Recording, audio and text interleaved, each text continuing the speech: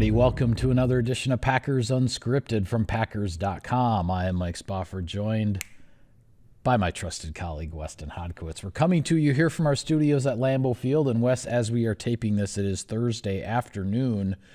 2 practices in the books from Packers 2025 training camp. We managed to avoid or be spared, I guess I should say, the rain that was in the forecast.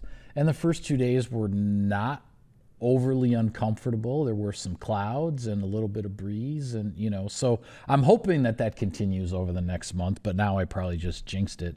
That being said, 2 days of practice in the books. Practices are not in pads just yet, but I'll just throw it out to you open-ended. What rises to the top of your list in terms of your first impressions in this Packers training camp? I'll tell you what, and Nate Hobbs, this guy coming in from the Las Vegas Raiders. You were talking about it. You and I had a discussion in the locker room about it. He's a tone setter. Yeah, he is. He makes plays. He tells you when he's making plays.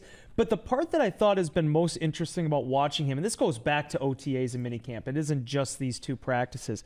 He is around the ball constantly. He's had his hands on a ton of footballs, and he plays physical. But yet he doesn't get penalized. If you look at those numbers, 11 penalties in his first 4 seasons. This guy can play clean, but play smart and make plays. And there was another instance today where it looked like Jordan Love was going to hit Dontavian Wicks on an out. Here comes number 21 into the picture. That ball gets bounced out. And just like on Wednesday's practice, when he broke up a pass for his former teammate with the Raiders, Josh Jacobs, right in front of the media. So we got to see the smile. We got to hear the banter. He plays with an infectious enthusiasm. And when you add that into the mix of a Keyshawn Nixon and a Xavier McKinney and a lot of really extroverted, outgoing personalities on that defense, it's making for a very confident bunch, I would say. Yeah, and I asked Hobbs after practice on Thursday. He spoke to some reporters at his locker. I asked him I'm like, dude, you seem to be like really intense like all the time out on the field. I'm like, have you always played the game that way?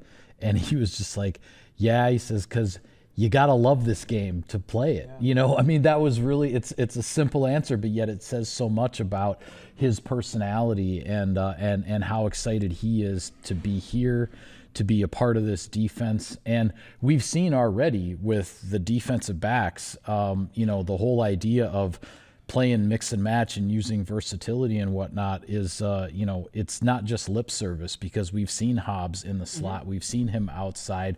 We've seen Javon Bullard in the slot. We've seen him playing deep safety. We've seen, Valentine and Nixon rotating in, doing their thing. The way things have gone these first couple of days with the different packages of DBs, I think is very much the way we previewed that on our show earlier this week. There's been a lot going on in the first couple of days because from our perspective on the sideline, almost every play you have to double check the personnel because they're switching things around all the time. Yeah, they really are. I think that showed up on Thursday as well, because really important play of that practice where you had an interception by Carrington Valentine, and there was a lot of people around me that were like, who tipped that up? I'm like, that was Isaiah Simmons, the Packers free agent linebacker that they signed, all 6'4" and 228. And you were trying to let me know on Twitter who it was, because I wasn't sure. And I knew it was either Simmons or Hopper who had tipped it based on where my angle was and how I saw it. But I wasn't 100% sure, so I didn't want to put it out there in case I was wrong. That's a good journalist. Yeah, and you knew. You saw it and you knew who it was. But it's those type of plays that another person had remarked to me during practice. One of the we usually have a lot of like sales and business development guests that are there, and they're like, how do you keep up with everything? I'm like, well, there's no replays, so you get one shot at this game. That's right. Try not to be wrong and try to see it the right way. But I felt like for the first 2 practices, though, and it's gone both ways. The offense won one day, defense won another one. Yep. And just the overall energy, I think, has been right where Matt LaFleur's wanted it. Yeah, the competitiveness in the 11-on-11 has been, I think, right where Matt LaFleur wants it. I noticed on Wednesday in the first practice, when they were doing some red zone work, there's a play where Nixon is just blanketing Romeo Doubs on a fade to the corner. Really good coverage. Pass didn't really have a chance to get through there. But then a couple of snaps later, Doubs, makes the inside move on the slant at the goal line, and he wins that one and gets the touchdown. And two really, really good players, Romeo Doubs, Keyshawn Nixon, going head-to-head, back and forth. Jordan Love as the quarterback. Those are the kind of back and forth in training camp that makes it entertaining to watch, but that also helps players get ready for the season and helps them get better. And to bring it back to the point you were making a couple minutes ago, the amount of rotations we've seen at all these positions, even on the stationary positions like offensive line and cornerback, the spots where typically it's one guy, one game, that's their position. We've seen a lot of guys going in and out of the lineup, a lot of versatility with how they're using the defensive front. You got edge rushers in 3-point stances and 2-point stances. You have these linebackers off ball like Simmons, like Edgerrin Cooper, being part of the pass rush plan, being a part of the coverage plan. And then certainly the multitude of different offensive line combinations they're working right now. You saw with Elton Jenkins not being back yet because of the back injury that you have Sean Ryan, who I asked during locker room on Wednesday if he'd ever even played center before he got to Green Bay. And he said, yeah, they had me do it once in an all-star game. But the last 2 years, he's learned that position. You're having Jordan Morgan competing at two spots at both left tackle with Rasheed Walker and then also with Ryan at right guard. And then in Thursday's practice, Aaron Banks stops. I don't know exactly what the context was, but he no longer practices in the team periods. Wouldn't necessarily call it dropping out, but he was pulled from all that. And here comes Travis Glover, who was the 6th-round pick last year out of Georgia State. Now he's working with the number one. So just a lot of different combinations, a lot of different experience that Green Bay is testing right now. And ultimately, these are the things you have to do when you have a deep roster and you want to see where guys potentially can fit. Yeah, well, we've mentioned Isaiah Simmons' name a couple of times. He got the tip on the interception by Valentine there. He's made a pretty strong impression just in these first couple of days, because going back to Wednesday's practice, there were two plays. One was like a pitch outside on a running play to Josh Jacobs. The other one was a screen pass to Josh Jacobs, and both of them, like Simmons just bolted into the backfield and was right there, kind of in Jacob's way, so to speak, like immediately almost when he got the ball. And it's one of those things that you hear, everybody knows Isaiah Simmons is, a different body type, a different kind of athlete. He's got all kinds of speed for linebacker that isn't normal. But this is the first time we've actually kind of seen it in the 11-on-11, and you can't miss it. I mean, it's obvious out there. He's actually in talking with reporters at his locker after practice on Thursday.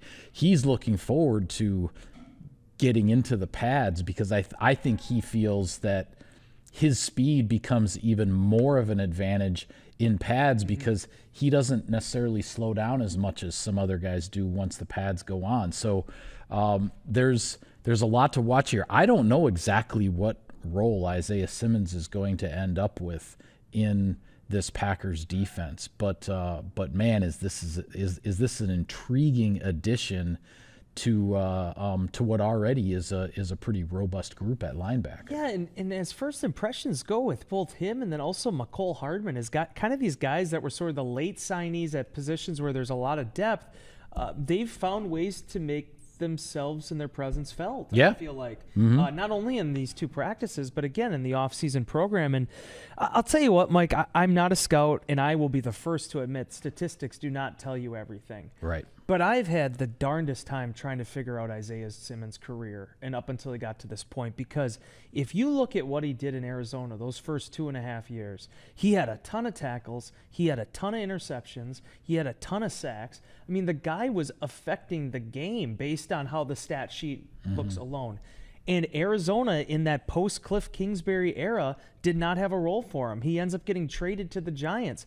The Giants ended up actually re-signing him for an extra season, even though he'd played sparingly. Right. And now he finally ends up in Green Bay. And I'm telling you, man, and I'm not trying to call Jeff Hafley the linebacker whisperer at all, but one of the big stories that I've been pumping out a lot during the offseason, I made it a part of the position by position with the Countdown to Camp series, is Green Bay had the most depth they've had, bar none, in my 14 years covering the team this season. And even last year, Hafley found ways to maximize all these guys' abilities. Isaiah McDuffie was affecting the game. I mean, you saw what Quay Walker could do when he's healthy, and certainly Edgerrin Cooper was a PFWA all-rookie team member and a guy that made a case for being a Defensive Rookie of the Year candidate. So, you throw Isaiah Simmons into the mix, you see where he could potentially fit. But him, Hardman, a lot of these guys that were sort of like the second-tier conversation throughout the offseason program, I feel like they're off to some pretty strong starts. Well, it's interesting because when Simmons was talking with reporters after Thursday's practice, he was not only making reference to obviously learning a new system with Hafley's defense and whatnot, which any newcomer has to do, but then he also kept referencing, playing a new position. And so then I asked him, I said, okay, well, you keep talking about new position, like what's new about it? And he said, it's a new position in the sense of the last couple years when he was in New York with the Giants, he was always in the DB room. He was in the safety room. He was considered a safety. Yeah. And he says for the first time in 3 years, essentially going back to his time in Arizona, he's now back in what he calls the linebacker world. Yep. And he's in that linebacker world full time. And he's mentioned a couple of times now. He did it in the spring when he talked with the media, and he did it again today, talking about how his unique combination of speed and length and agility and power, because he's certainly got some hitting power in that 6'4", 238-pound frame. But he was pegged as with that V word that you talked about on our last show as being a buzzword, the versatility. He was the versatile guy who can do all of these things. And he's actually talked about that as being more of a curse than a blessing so far in his career. What he's really liked about coming to Green Bay is the discussions are not about his versatility necessarily. The Packers have said, hey, here's a linebacker spot. This is a new defense. Like, learn this, get really good at it, focus on this. And he really appreciates that because he said he's not coming in and learning something new the next day and then learning something new the day after that, that's where the whole versatility thing got to be more of a curse than a blessing for him. So it's one of those things, every player has to somehow find their own path, right? And who knows, maybe Green Bay in Jeff Hafley's defense and with the way the Packers want to use him, maybe that's where, Isaiah Simmons gets a complete reset on his career. Who knows? We don't know. It's a pretty deep linebacker group when you're talking about Quay Walker, who has now been pulled off PUP but is not 100% cleared to be on the practice field yet. But you have Walker, you have Cooper, you re-signed McDuffie, you brought back Christian Welch, you've thrown Isaiah Simmons into the mix. It's not as though the Packers are hurting for linebackers, but you get the feeling that they're going to find a role for this guy somehow, some way. I mean, he's being used as a flyer on specialty, on punt coverage too. So, but I think the one part of it that I was really kind of looking at because I was with you on that, when he said that during the offseason about him spending that time in the safeties room and with the DBs, even if you go back to his time in Arizona, the Cardinals in that era were like one of the leading teams with the Dayon Buchanan type linebackers, which are those hybrid type these hybrid positions. Safety types that they built their defenses around to kind of keep up with the faster trend of the league. Well, what ended up happening at that time was you had teams like Tampa Bay and you had teams like San Francisco who they had legitimate 240-pound linebackers who also could run. And it kind of got to be they went back to the fundamentals of that position, but they just looked for faster bodies there. And then that sort of ended that Morgan Burnett hybrid role of those linebackers in those packages. I feel like Simmons, for whatever reason, got sort of just kind of boxed into that corner, even during his time with Arizona. So now he comes into a defense like Green Bay, which is not messing around with box corners. I mean, they'll use a strong safety, but they're not asking their safeties to play the linebacker position. Right. they're not asking Simmons to play slot cornerback or nickel cornerback and go out there and line up against slot receivers. They're asking him to be an off-ball linebacker. And it feels like to me, without knowing the ins and outs of Arizona's defense, that this is the first time that he's really been given that opportunity. Yeah, and he seems very interested and very excited about it. So definitely a story to follow and to see where it goes. I'll take care of a little bit of sponsor business here, Wes. Sirius XM NFL Radio delivers hard-hitting analysis and up-to-the-minute NFL news that true football fanatics need 24/7, 365. And at Cousin Subs, we have something for everyone, like our Wisconsin cheese curds, mac and cheese, golden fries, and creamy shakes, all paired with your favorite sub or sub in a bowl. Cousin Subs, 50-plus years of better. And another new shout-out, too. Pit Boss Grills, the official grill of Packers tailgating at Lambeau or at your house. Take your game day to the next level with a Pit Boss wood pellet grill. Pit Boss Grills available at Menards. A quick note that you had from Thursday's practice that I think is something to watch as training camp continues, and maybe even as we head into the 2025 regular season. Jordan Love got a couple guys to jump offside. That whole, I mean, he learned from the master of the hard count, right? All that deception. But he got Hobbs, and I believe it was Cooper on the other one. Something to keep an eye on, because that's not something that Jordan Love has necessarily been focused on in any stretch or all that adept at. It's not something that we've noticed a lot. But when it happens twice in one practice and this early in training camp, it's definitely something to keep an eye on. Yeah, second non-padded practice at training camp, and Love has guys coming across the line and being able to potentially get some free plays out of it. As you said, Aaron Rodgers did it as best maybe as any NFL quarterback in the history of the game. Yep. And the way he was also able to use those opportunities when he did get the free play, I mean, that's a part of his legacy, right? We've talked about it for a decade now. Jordan Love incorporating that into him, and I think the fun part was just the amount of laughter that was generated on the offensive side of the ball when it happened. Guys were having a good time with it. And it was funny that one of the guys he drew off sides was Nate Hobbs, who, as I said earlier in the show,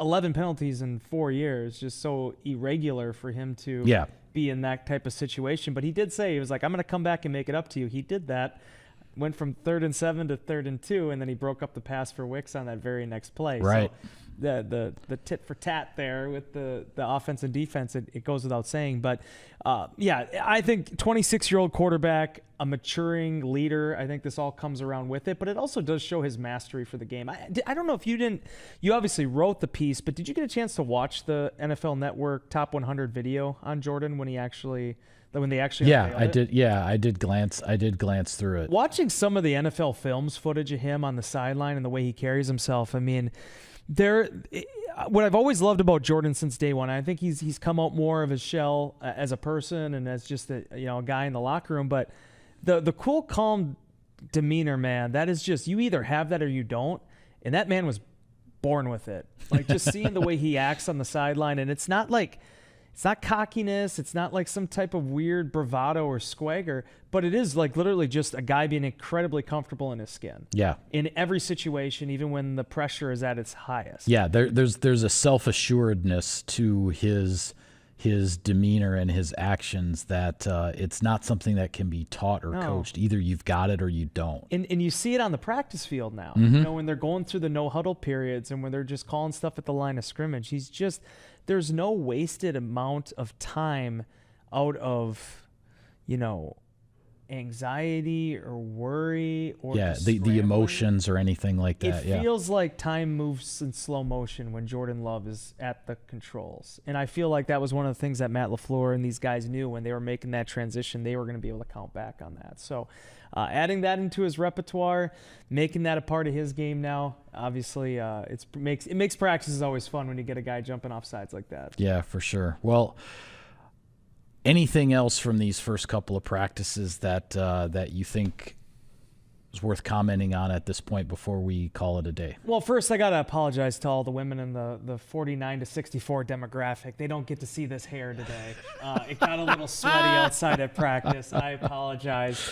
I was joking with you beforehand. I think this is the first time in 10 seasons doing this show I actually wore a hat.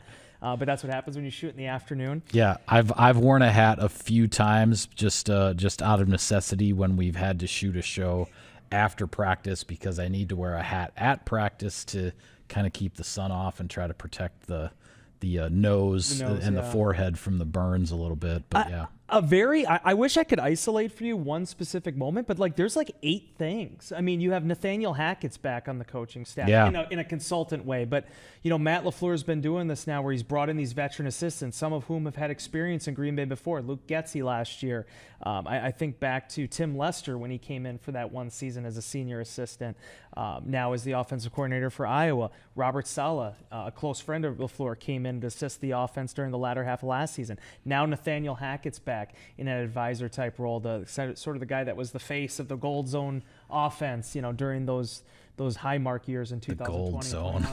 It's still here too. Yeah, it's like I hear guys in the locker room every once in a while. They'll still say it still comes up. They'll still say Gold Zone. Yeah, it's still, we were joking it hasn't gone away. Walking back from practice about how it's still here. He's like, "Oh, I heard about it." But then also, like, just look. We have a brand new locker room for the Green Bay Packers. That was the other thing I was going to ask you about. I know there are some cool videos on the website. People want to check that out and the photos and whatnot. You and I have actually been in there now after each of the first 2 practices. As somebody who has been here with Packers.com since 2006, which was just a few years after the renovation, when and that locker room back in, you know, the mid 2000s, like that decade, was pretty darn cool, and it served the Packers well for a long stretch. But wow, is this? I mean, this new locker room, all you can say is wow. It's amazing. It's amazing to me what it looks like now compared to what it used to look like. We were walking back from practice. We were talking to some fans, and I even said it reminded me of something out of a sci-fi movie. Yeah, just the way it looks. I'm saying that in a complimentary way. I mean, just the LED screens, the lighting.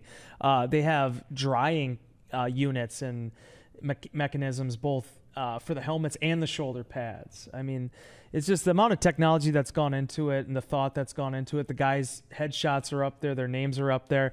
Hometowns, all that stuff. And it was funny. We were talking with Bo Melton. I don't know if you caught this in the transcript that I think Jason Wilde put together. The shower system was changed too. We don't see that. But Bo said it's not just like a spigot on top anymore. Now there's water shooting out from the sides on this. I mean, like... basically, the Packers cut no corners when they came to elevating and adapting and renovating the locker room. But, you know, to Matt LaFleur's credit, and I wrote this in Insider Inbox this week, he did say, this guarantees us nothing. It gives us no wins. It's a nice luxury to have. They're thankful for it. They appreciate the Packers' investment into it. But ultimately, the practice and the preparation still happens on the grass. You still have to perform on Sundays. But I mean, who doesn't want to feel kind of cool, right? We have brand new 1923 throwback uniforms. I mean, it is a good time to be a Green Bay Packers fan, and obviously a good time to be a player as well. Yeah, and and I will say that was definitely the message that was delivered. I think it was delivered to the players, but then it's also been sort of delivered through the media by Matt LaFleur and Brian Gutekunst with all of this stuff going on. The new locker room and the new throwback uniforms and all the excitement of the start of training camp and everything like that. You can't lose sight of the fact as a football team that there's a lot of work to be done. You have to put in the work, as Brian Gutekunst likes to say. You can't skip any steps along the way. You can't just say because you've been to the playoffs the last 2 years that it's like, okay, it's all about, you know, it's all about trying to do better in the playoffs. Well, no, you can't skip any steps. You have to put in the work to get there in the first place and to try to get yourself in the best position possible. So this is where it starts. There's all kinds of fun stuff going on right now, but the message inside the walls, and certainly in those meeting rooms and in the locker room, that, you know, fancy brand new locker room, is that there's a lot of work to be done, and embrace the daily grind because that's what's going to get the Packers where they want to go. We won't also have a chance to shoot a show by the end of the week. Mark Murphy, his last week on the job for the Green Bay Packers, would be remiss if we did not quickly mention that. A credit to Mark, all the innovations we've seen with the locker room, with the NFL, or the coaching staff, all of their facilities. You look at Titletown, the enormous impact he's made. Next month, we'll have another chance to celebrate him as he goes into the Packers Hall of Fame. That's right. Standing at practice for a few minutes today, getting a chance to talk with him, very cool. And it's nice for when you look at a guy that has done what he's done for as long as he's done it at all these different levels. Whether it was working in the Justice Department or whether it was being an NFL PA rep or obviously a all-pro safety, the guy that was a two-time Division I college athletic director and right. a 17-year executive for the Green Bay Packers. You talk about somebody who's accomplished something in his life. Mark Murphy has done that and then some. So tip of the cap to Mark as well. Yeah, absolutely. The torch officially gets passed on Friday at the shareholders meeting from Mark Murphy to Ed Policy. And as you said, we'll be able to reflect on some of that a little bit more when about a month from now, Mark Murphy gets inducted as the sole inductee in 2025. Mark Murphy gets inducted into the Packers Hall of Fame, and that'll be a fun time as well. So you gonna go to 70? Is that your plan? Mandatory editor role of the Green Bay Packers? Is there a 70-year? If I'm still editing your copy when I'm 70 years old, something went wrong. I'll just say that. I don't think I'm going to be hanging around that long. But to those who do, more power to you, man. So with that, we're going to call it a wrap on this edition of Packers Unscripted. Be sure to follow all of our coverage of training camp. We got 5 things stories, 3 things videos, feature stories on players. It's all there for you on Packers.com. For Wes, I am Mike. Thank you for tuning in, everybody. We will see you next time.